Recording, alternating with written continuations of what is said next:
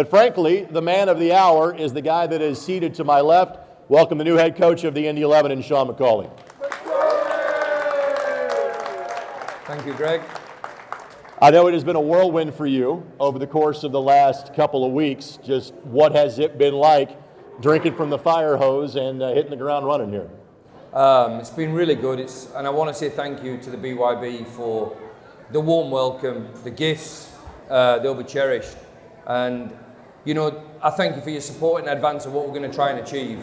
And like I've said to everybody, we will achieve it together. It won't be separation, it will be me, the rest of the team, the rest of the staff, and the supporters, and the front office. Everybody in a successful football club all works together. So and that's been really noticeable from a short stay so far. You know, I happened to have Greg Stremlaw on Soccer Saturday last week, and I said basically there were over 200 applicants for this job. What, you know, stood out about you to him? I'm going to reverse that. What was it about this community, this team, this fan base that drew you to this job at this time in the USL Championship? To start off, I had a look at, you know, the opportunity, and it is very much an MLS club in the USL. It wants to run like one, it wants to act like one and behave like one. It has the supporters that can transition into one. And we're really comfortable in being in the USL. The one thing we haven't done is won it. And that was attractive, because I want to be, you know, the first one to do something where it's going to last a long time in the club's history. The other thing was I was immediately attracted to was when I spoke to Greg and Ursel and their vision for where they want the club to go in the future. That was really attractive to me also, because their ambition is really strong and it sort of matched mine. And then the values that they have along with the club and the supporters and what we want to achieve together, it sort of matched to be a perfect fit. Then I looked at the playing squad, and they're pretty good. The returning players we're really pleased with, and then it was up to the staff and again the ownership to try and take us a little bit further, and they've done that, you know, in the support of the new signings that we've made. So we're really pleased with where we're at the minute. It's not going to stop. It'll be a thing that keeps progressing and progressing. So my initial reaction was strong, and every day it's getting stronger.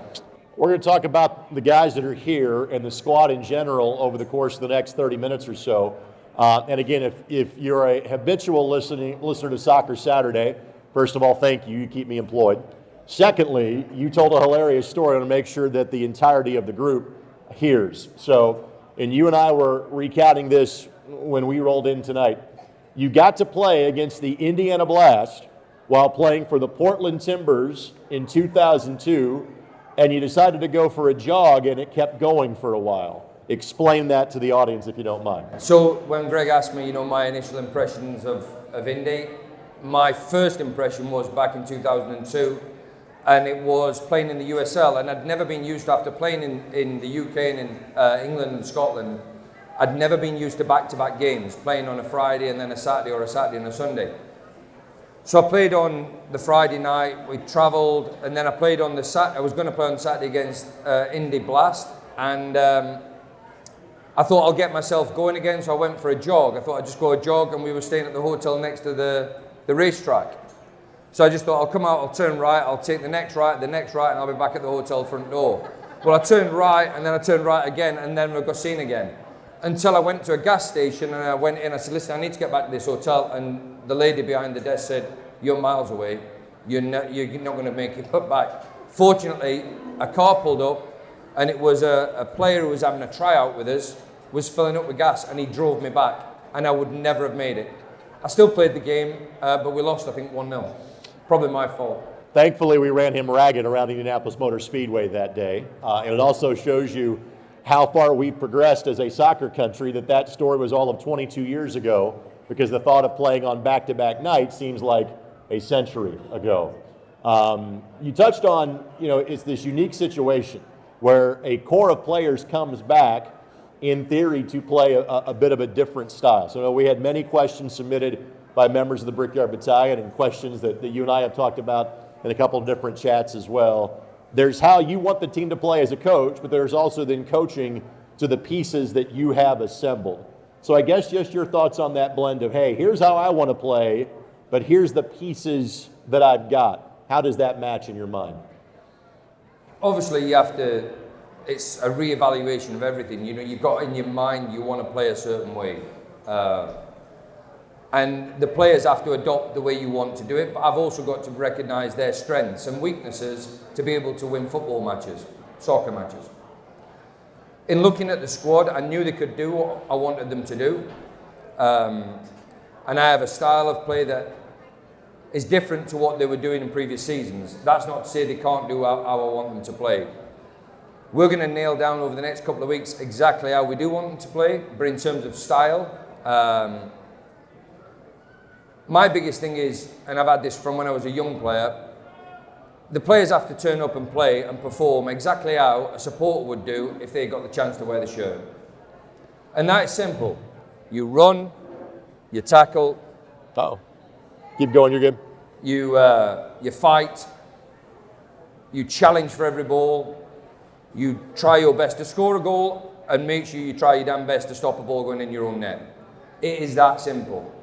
Because if you got the chance to wear the shirt, that's what you would do. If you got the chance to make any opinion on any of the players, you're not making the opinion on, should we play 3 at the back, 5 at the back, and should we rotate our wingers in midfield and play our fullback a little bit higher and all that sort of stuff. We want to play with passion, we want to play with fight, courage, and all the things that a support would do if they got the chance to wear the shirt.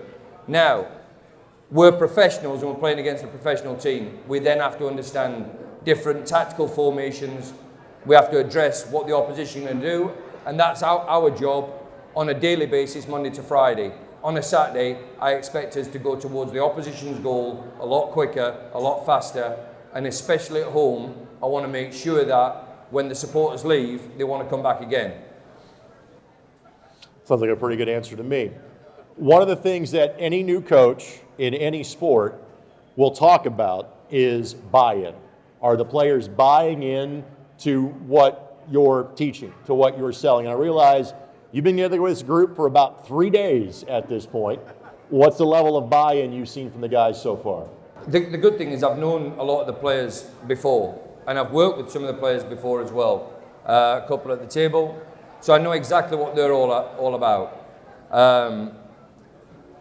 And it's pretty simple. You either buy in or you move on, and that's unfortunately that's the way of the world and the way that I will run the team. You know, they accept what we were trying to do. If they don't want to do that, they'll move on. And I said to the players, and we're quite open, our relationship. This is not a one-or show. It's, you know, we're going to do it together. There are 2 types: those that can't do it and those that won't do it. Those that can't are okay with me because I'll try and help them. Those that won't survive. And that's simple. It is, absolutely. It has always struck me, and this is the case at every level of the professional sport, it's an amazingly quick turnaround. The guys just got in the last few days. You have friendlies that start next Tuesday. You're playing at Pittsburgh next Tuesday. As we sit here and have this conversation, you're really about 40 days away from the first match of the season all the way out in Oakland. What are these first couple of weeks of training like before you start seeing other teams on a regular basis? Every training session is important. We said at the very start of pre-season that we have a total of 24 field sessions, which is very small. We have 6 to 7 games, so that adds to the 24. So when you start putting in recovery days and things like that, then that leads up to the amount of weeks that we work. But on the field work is so important, and the pre-season games, the first one at Pittsburgh, is work. We're going to try and win the game. We need to lay a marker down to the rest of the USL that we're there to be one of the top teams, challenging. Within that, though, there is another element of where we are in our periodization, our preparation, is that we need to manage the minutes and make sure everybody gets appropriate minutes so we don't have overuse injuries and we don't run the players to be tired when we come to August, September and the business end of the season. So while results will matter in every single game, we've also got to reflect that these performances are really down to fitness and minutes played. Again, I brought up the story that we talked about from playing in Indianapolis 2 decades ago. For those of you that have kind of read up on Coach's bio, you know his extensive background in terms of playing in Europe. For those that haven't, give us the thumbnail sketch in terms of the various places you played before getting into the coaching ranks. I started when I was speaking to somebody the other day about this. I got offered a professional contract when I was 13. So school for me didn't really mean anything when I was in high school. I left high school at 16 to join Manchester United, and I spent 4 years. Yeah, there you go. Yeah, so I spent 4 years there. Then I moved to Scotland, and that was a natural progression because my father's Scottish, and at that time I was playing for the national team at the youth levels up to under 21. So I moved to play in the Premier League in Scotland, and that was great. And then, like all good downhill skiers, when you start at the very top, the only one way is down. So then I started coming down further and further. And then I got a fantastic opportunity, played in the lower leagues in England, to come across and play in the US for Portland Timbers, and played in the USL, which at that time was like, I think there was a lot of good players in the USL because I think they got paid more money at that time than the MLS did, which was amazing. But that's how it was back then. So when you say Manchester United, because one of the questions that was submitted was in terms of coaches, mentors, people that were influential to you, Sir Alex immediately kind of comes to mind. So what sort of relationship did you guys have in your kind of youth playing days? What sort of connection do you have back to him? I had a really good connection with Sir Alex, but then if you speak to any single Manchester United player at any level, from schoolboy all the way through to first team international professional, everyone will say the same thing about Sir Alex. He got to know every individual on a personal level and mentored everybody through. And it doesn't stop when you leave the club. He did fantastic for me in terms of references wherever I went. And he was always there if I needed him on the end of the phone. Now, I was fortunate that I was in the same age group of players growing up as his son. And me and his son were quite close friends, Darren, because we played in the Scottish national teams together. So that made a real close relationship with me and the boss. The thing that I used to have to do, which is obviously, you know, something that's quite unique, if the boss was with the first team and if Darren was playing the reserves on the same night, God bless her, Sir Alex's wife, Kathy, didn't like staying in the big house on their own. So I used to have to go and babysit his wife, who was a broader Glaswegian than my father, and I never understood a word she said. But I was so nervous, I just laughed at everything. So she would ask me if I wanted a bite to eat, and I'd just laugh. So then all of a sudden it was quite a unique experience. You can do the exact same things with any questions I ask, just laugh, and you'll be Yeah. perfectly fine with that. So is Sir Alex maybe the coach you think that's been most influential on you, or is there someone else or multiple coaches you say, hey, this is kind of derivative of the style that I like to have as a football coach? I think he's probably the most influential because you're the most impressionable when you're young. Sure. So from 16 to 20, I learned about football, professional football, and his values in what you need to be a professional footballer. Not just about the tactics on the field, just about everything involved in professional football. So he would be the one that carried with me for a long time when I was a player. Then when I went into coaching really early because I was coaching and playing at the same time, because I coached a lot of the youth teams that I used to play for. And then my first job in senior football that I came back from Portland Timbers to become, you know, I was the assistant player coach for a team called... Good question. There you go. Keep going. You're good. A team called Halifax Town. And the manager at the time, and I was his best friend, and he gave me the job because of that, and I could play and do two jobs, was Chris Wilder, who's now at Sheffield United. So my first run in professional football was with Sir Alex, and then my first run into senior management was with Chris. And Chris has kept with me a lot of the things that I thought he was great at, which was man management. So football's not just about, you know, the X's and the O's, it's about people. And you've got to manage people, and he was brilliant at that. So the two big influences are Sir Alex and Chris. You've touched on a couple different times in terms of your experience as a youth player and then as a youth coach, and you have extensive experience at that level. Obviously, we have been very proud of what our youth teams have already done with the Indy 11, winning the USL Academy Cup, the Academy League playoffs, et cetera. As of yesterday, 5 different players on academy contracts were announced by the team. Diego Sanchez, who spent the last 3 years as an academy player, now on a full professional contract with the Indy 11. So while in the immediate future, you're worried about the 20 to 25 guys in the first team, your thoughts about the role the youth and the academy plays for the future of this club? I think it's a really important aspect of every football club is the youth. I'm really passionate about youth football.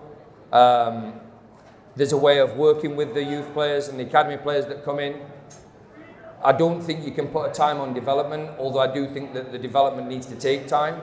But if they're good enough, it doesn't matter what age they are. The players will tell you that we will treat them like first team players, but they will be treated differently. I won't accept any of the players thinking that their mistakes are worse because they're younger and they've been told in no uncertain terms that that's going to happen. But they're good. They're good. But what they need to do is they need to understand how good these are. And that's the value of having them training with us as much as we possibly can. It's only today that our assistant coach, Gabe, has invited in an even younger player because he's going to train with us during the school holidays because we think he's got a talent. And it's important that he's exposed to the professional environment, but I think also exposed to the level of professionalism and performance that these guys put in. And I think once they see that, it helps with their development. I know I cited running around the Indianapolis Motor Speedway literally from 21 years ago, and you've been a little busy since you got to town a couple of weeks ago, but your overall impressions of what you've seen of Indianapolis, Carmel, Westfield, your thoughts about calling this place home for a while? Yeah, it's been fantastic. I think it mirrors a lot of where I'm from back home. It's got that feel to it. I feel as though the people here are really friendly. You know, they seem to adopt people in, and that's really good for me and for my family. And other than trying to search for an house, which is the most difficult thing at this current time in the market, I'm really, really comfortable. I feel as though I've been here a longer time than what I actually have. In terms of the level of play, again, you played in the early days of this league, and obviously extensive MLS experience over the course of the last 10 years or so. In terms of starting to get your scouting plans ready for the opposition you play, the other 23 teams in this league, just your thoughts about kind of the current state of the USL Championship. Yeah, obviously it's improving all the time, and that's something that as a club and as a playing staff and coaching staff, we need to improve with it. I think there is opportunities, you know, to win the whole thing. That's what we're going for. We might as well not turn up if we don't think we're going to win it. But I do think that the level is improving, and if you think that you're set and you know we're all good now, then you'll get hit hard. So we're going to keep trying to improve. From a personal point of view, I've obviously got staff who know a lot more about the USL than I do. I've got players that know a lot more about USL than I do, and that'll be a shared experience. And I'm too old to know that I cannot afford not to draw on the experience of the players and the rest of the staff, and they've been great. I know you've had a couple of comments already pointed at the BYB, at the supporters that are here tonight. In other words, saying just how important they are in terms of the club. What have you heard about the impact that the Brickyard Battalion has on the Indy 11 through these first 10 years and now into year number 11? Well, it's the passion of the fans. You're good? At the home games. Am I? Maybe. We'll come back. There you go. Yeah. It's the passion of the fans at the home games that really should drive us over the line. And without being critical of the players and the previous sort of year, I feel as though we've not given you the work back that you've been giving us, especially in last season. I think what we need to now do is work together on making sure that the home games especially are 3 points. And that's all we think about. Because we're now going to start playing a way where the opposition are going to fear us as well as they fear you. And that's something that I think is really important, is to make your home field like a fortress, and then it makes the away games seem a little bit easier.